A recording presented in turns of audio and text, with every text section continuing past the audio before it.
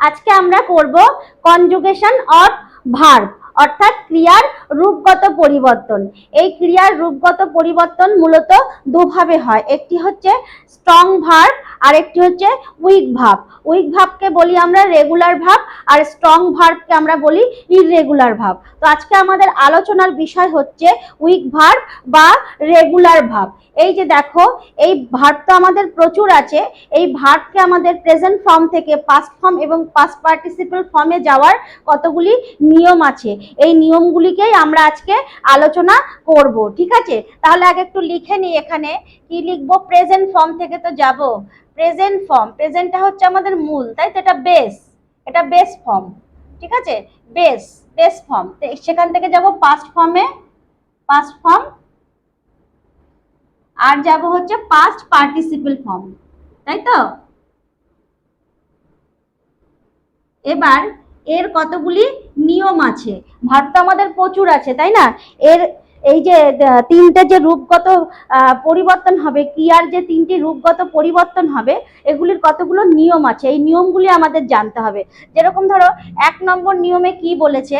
1 নম্বর বলেছে বেশিরভাগ ক্ষেত্রে, বেশিরভাগ ক্ষেত্রে ভার্বের ভার্বের সাথে ইডি যুক্ত হয়ে যাবে, ইডি যুক্ত হবে, যুক্ত হবে অর্থাৎ কি? Verb plus ED. এটা একটা নিয়ম। এটা কি? 1 নম্বর নিয়ম, বেশিরভাগ ক্ষেত্রে ভার্বের সাথে ইডি যুক্ত হবে। যেরকম আমরা তাহলে কয়েকটা উদাহরণের সাহায্যে বুঝি।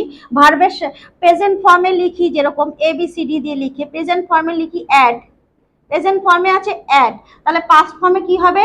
ইডি যুক্ত হবে, অ্যাডেড, ইডি যুক্ত হয়ে গেল। এখানে পাস্ট পার্টিসিপেলের ক্ষেত্রে হবে অ্যাডেড, ঠিক আছে? তাহলে প্রেজেন্ট ফর্ম অ্যাড হয়ে গেল, পাস্ট ফর্মে অ্যাডেড, পাস্ট পার্টিসিপল ফর্মে হচ্ছে অ্যাডেড। তাহলে কি হলো? ভার্বের সাথে ইডি যুক্ত হয়ে 1 নম্বর নিয়ম কিন্তু এইটাই, ভার্বের সঙ্গে ইডি যুক্ত হয়ে গেল, ঠিক আছে? আরো একটা উদাহরণ যদি দিই, যেরকম যদি বলি জাম্প, জাম্প, তাহলে কি হবে? জাম্প। এরকম প্রচুর আছে, এরকম প্রচুর আছে, ইডি যুক্ত হয়ে গেল, এখানেও জাম্প হবে, ঠিক আছে? এরকম কত আছে। আরো যদি দিই, আরো অনেক উদাহরণ আছে। যেরকম যদি আমি দিই জাম্প, জাম্প, এরকম যদি করি, তোমার হচ্ছে কিল, কিল হবে, কিল হবে, কিল্ড। এরকম প্রচুর আছে, প্রচুর আছে। উদাহরণ তার একটা দিতে গেলে আমার ভিডিও শেষ হবে। এরকম কত আছে। নিড, নিড, নিডেড, তাই তো? এরকম কত আছে, এরকম হাজারো আছে, এরকম শেষ হবে না। তাহলে বেশিরভাগ ক্ষেত্রে ভার্বের সাথে আমার কি হবে? ইডি যুক্ত হয়ে যাবে। দেখো, প্রত্যেকটা আমার প্রেজেন্ট ফর্মে যা আছে তার সাথে সবকিছুতে আমার ইডি যুক্ত হয়ে গেছে, সবকিছুতে আমার ইডি যুক্ত হয়ে গেছে। তাহলে এটা গেল 1 নম্বর। অ্যাড, অ্যাডেড, জাম্প, জাম্প, কিল, কিল, নিড, নিড, এরকম অনেক আছে। আরো আছে ওবে, ওবেড, এরকম অনেক আছে। কত আছে, এরকম প্রচুর আছে। আমি একটা আরেকটা মনে পড়লো তাই লিখলাম। এরকম প্রচুর আছে। এত উদাহরণে গেলে তো হবে না, তোমরা জানো অনেক উদাহরণ আছে এরকম। আর 2 নম্বর নিয়মের ক্ষেত্রে কি বলেছে?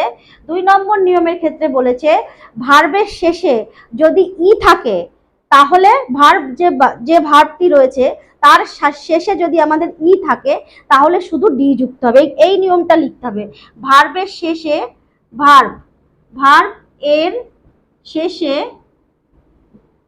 ই থাকলে, ই থাকলে শুধু ডি যুক্ত হবে। এটা একটা নিয়ম, শুধু ডি যুক্ত হবে, যুক্ত হবে। তার মানে কি? V plus D, V plus D, এটা একটা নিয়ম, 2 নম্বর নিয়ম।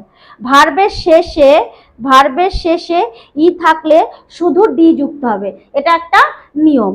এর উদাহরণ দেখি, এর উদাহরণ আমি এবিসি করে লিখি। একটা উদাহরণ দেখি, এগ্রি।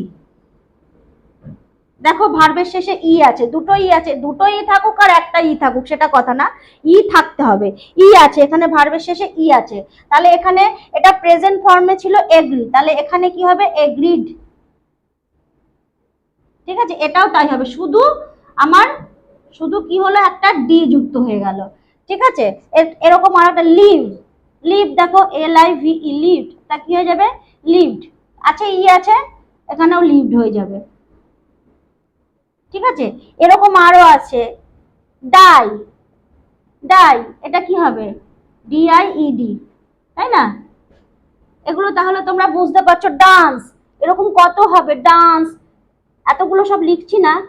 ডান্স, ডান্স, এটা ডান্স হয়ে যাবে, এটাও ডান্স হয়ে যাবে। চার্জ, এরকম কত হবে? আবার চার্জ হবে, চার্জও হবে। এখানে লিখে এইভাবে তোমরা দেখে নেবে, এরকম প্রচুর উদাহরণ আছে। ঠিক আছে, এটা যখন লিখেছি এটা লিখেই দিই।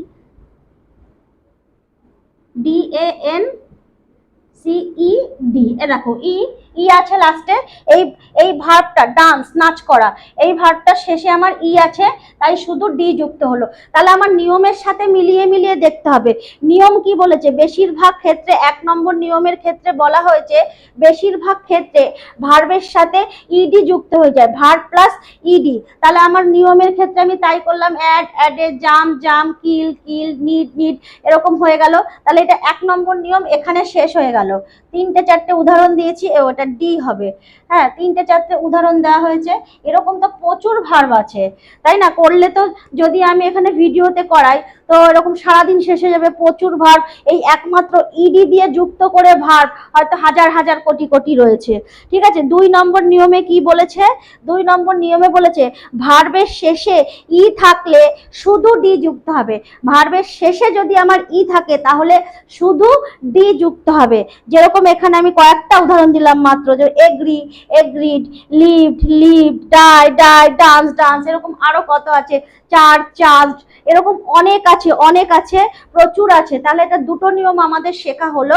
আরেকটি আরো কয়েকটি নিয়ম রয়েছে, সেগুলো আমরা এক এক করে করব। ঠিক আছে, এখানে 2টো নিয়ম আমি মুছে ফেলছি, আবার 3 নম্বর 4 নম্বর নিয়ম করব।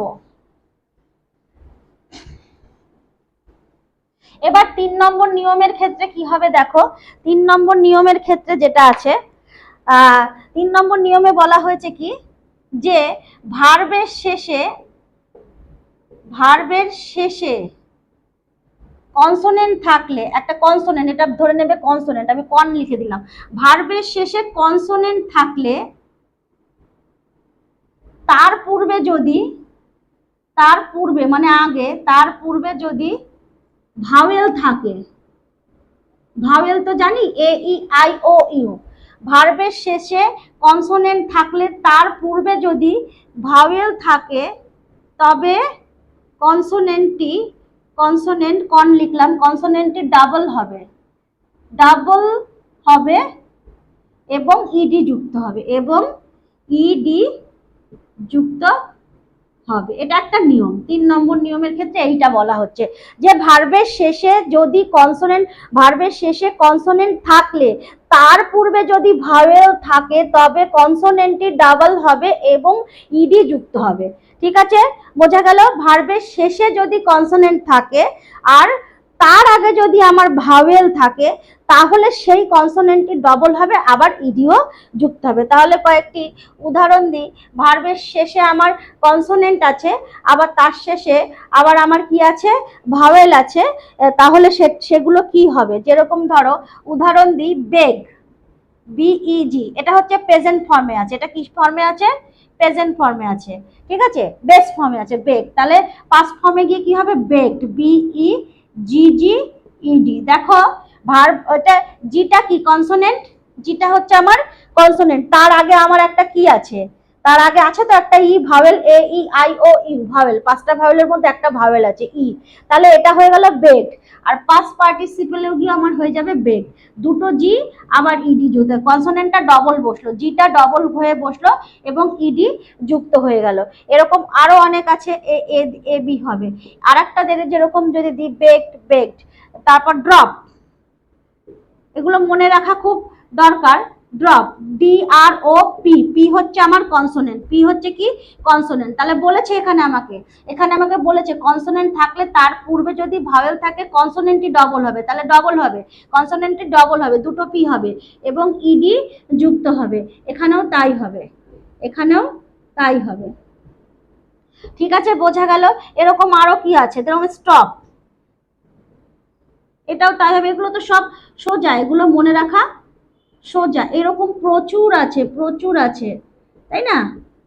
এরকম ট্রাভেল, ডিতে যদি আমি দিই ট্রাভেল, ই এলটা হচ্ছে আমার কনসোনেন্ট, ইটা হচ্ছে আমার ভাওয়েল, তাহলে ট্রাভেলড, LLED, তাই তো?